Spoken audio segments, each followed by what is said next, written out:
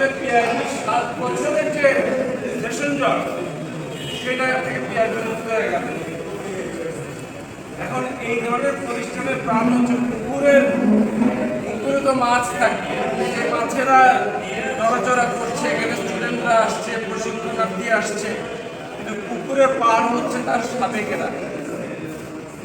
এই আপনারা যারা সাবেকে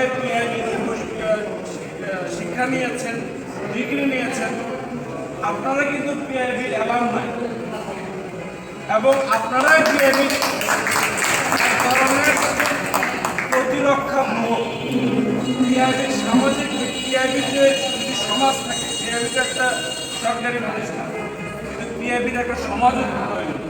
সেই সমাজ আমরা আমাদের সময়ে আমি একা না, আমাদের সহকর্মী এখানেও যারা আছে তারা যানবাহন দিয়ে এই প্রতিষ্ঠানকে যতটুকু এগিয়ে নিয়ে যাওয়া সম্ভব আমরা এটাকে একটা জাতীয় মানের প্রতিষ্ঠান হিসেবে নিয়ে আসার চেষ্টা করছি।